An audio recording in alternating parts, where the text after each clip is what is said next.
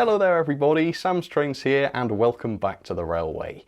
Today I'm going to be looking at some models that are very special indeed.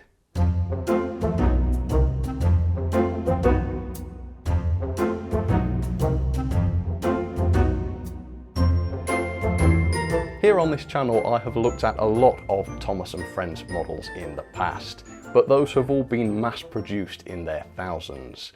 Today's models are completely different because they are unique and could never be duplicated, and that's because they were created by the Reverend Wilbert Awdry himself, also known as the creator of Thomas the Tank Engine.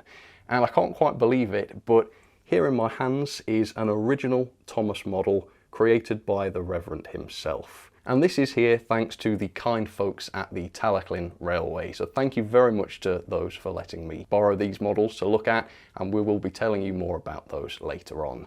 So we've got this wonderful Thomas model here, which we're going to be showing you up close, and I've got a friend here called Dan who's going to be telling you all about it. They might hear you if you say hello. Hello. There he is.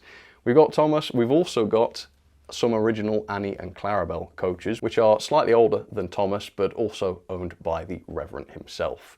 So let's take a closer look at Thomas. We'll talk about how this was created, we'll look at some of its features, we'll talk about how it came about, and we'll also get some background from Dan. So this is very, very exciting stuff.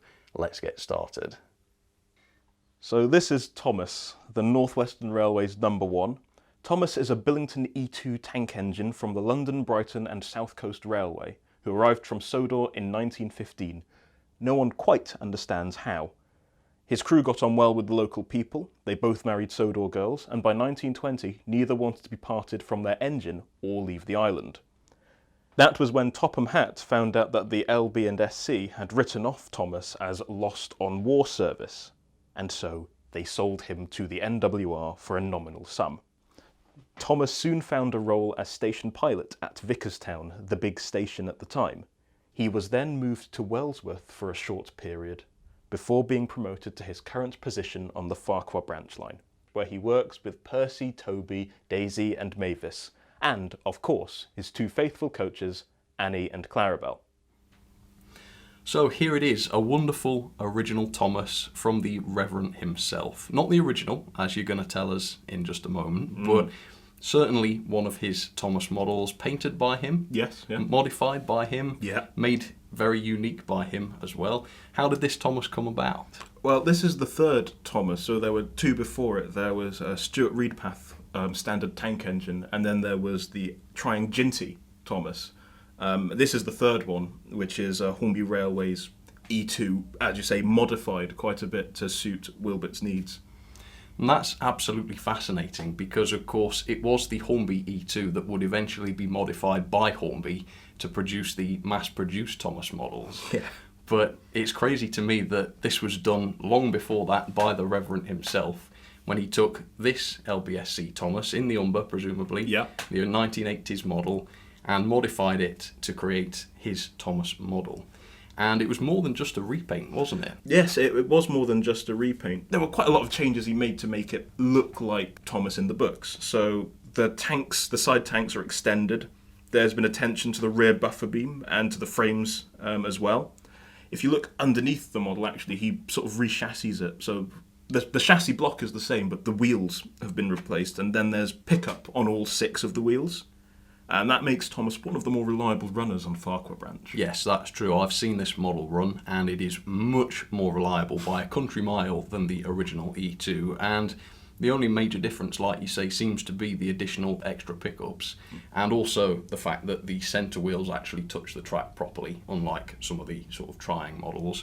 And that makes a massive difference. It's a very reliable loco, and still an old loco, so it's quite surprising, isn't it? Yeah, no, it's 43 years old now and still running very happily. I've noticed that there are some modifications to the smoke box. The handrails look a little bit different from the original E2, and of course he's gone along and picked out a lot of the detail on the smoke box door as well, which is very Thomas. But clearly this model does not have a face, and a lot of people would associate Thomas with having a face. So what's that about? Well, when Wilbert did his model railway, he very much saw it as a representation of the real island of Sodor. And while the engines have faces in the books, Wilbert always says that when they're not in Sodor, they don't have faces.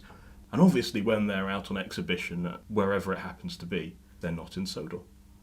So this logo was hand-painted by the Reverend? Yes. And has it ever been repainted since then? Not as far as I know. So this is as Wilbert left it. You can tell it's quite an old paint job because some of the paintwork's slightly yellowing. And the yellowing is actually the varnish that was used on the original models. So there are some spots where he's obviously put quite a heavy layer onto the side tanks where that's going to have quite a lot of handling. Whereas on the top of the tanks it's got less yellowing. So then a few years later, Hornby come out with their own Thomas model, which too was based on the E2, but this has also had some modifications, as you can see. So as Wilbert had it, we've got the extended side tanks, as you could see. We've got a slightly modified cab, I'm not sure quite why. Was that more like what we'd see in the TV series maybe? Yeah, so that makes sense. And then there's also the splasher, which was never a part of the original E2 model. But a lot of the modifications do seem to be from the television show, don't they? The chimney is a big one. The difference in the cab, the whistle, and the safety valve placement, that must be from the show because obviously Wilbert's version was not that way. But it's very interesting to see how we started with a Hornby E2, which was modified by one man, and then the company that made the original actually modified their original to make it look more like the character that the Reverend created. It's just a very, very interesting situation. And it's quite lucky, really, that Hornby had made the E2. Yeah. Or else, they wouldn't have been able to do that. Yeah.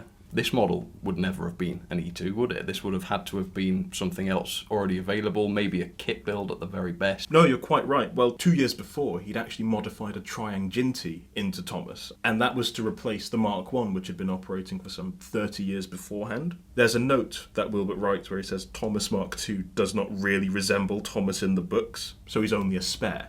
So when Hornby brought out their E2, I guess he must have been rubbing his hands because it's a problem solved. They're easy to get hold of. You can get lots of them, probably quite cheaply compared with the metal kits and other such stuff. We've had a great close look. Thank you so much for bringing this round. What say you we get this onto the track now and see how this thing works? Yeah, right. Let's give it a go. Okay. So there is Thomas down onto the track, looking excellent. I don't think I've ever had such a special engine on this railway before. And he's about to couple up to a couple of very special coaches as well, known as Annie and Clarabel. You may have heard of them. So Dan, are these the original Annie and Clarabel? Not quite the original. These are the Mark II. So they're based on Exley ready-to-run coaches, but they've been repainted by Wilbert. The Mark I carriages were originally built way before. So Annie was built in 1927 and Clarabel to match in 1948. They were a little bit under scale. And obviously by the time you get to the 70s, you've got properly scaled rolling stock, so they looked quite small. So these coaches were designed to fit in with a more realistic scale. All right, great stuff. Well, back to Thomas then. Shall we give him a spin? Yeah, all right. Well, let's see if he works. Is he a good runner? Yeah, he's one of the best runners actually at the moment. So he's got pickups on all six wheels, which really transforms it. Still runs on the XO4 motor. Yeah. So it is the same as the Hornby E2 for the most part. Yeah, look at that. And that was the express point there. And it did not stop on there. Let's see if it does it again in reverse. Oh. Now that is in stark contrast with the E2, which I feel would have stopped on there. But yeah, that is frightfully reliable, isn't it? Yeah, and that's a 3-pole motor, XO4 type. Look at that. I'm actually quite surprised because we had this open just before this video and we remagnetised the motor.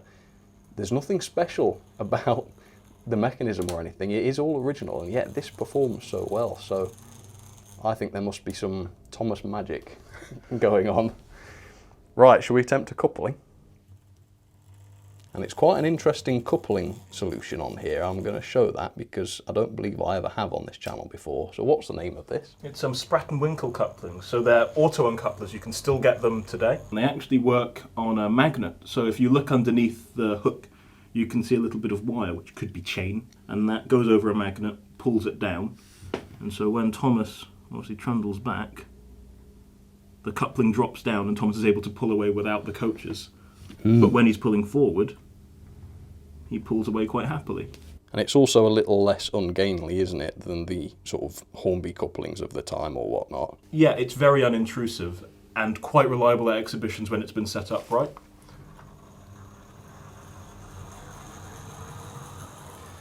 So there he goes, obviously having no problem hauling the coaches as well, and we've noticed there's quite a bit of drag in these coaches, isn't there? Yeah, they are quite weighty. And yet he's not slowing down, not struggling. For a 40-year-old model, I would say that's quite good going. So, thank you very, very much for bringing Thomas over to show me and to show everybody. It's been very exciting, and I doubt there will ever be a video quite like this.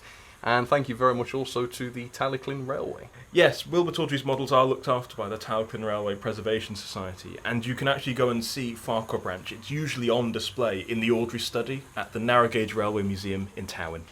Great, so people can actually come and see this stuff for themselves if they want to. Yeah, and you'll see a lot of his other models there on display as well. Well worth a visit, but I would say that. Yeah, you would say that. Well, thank you very much anyway. It's marvellous to see them.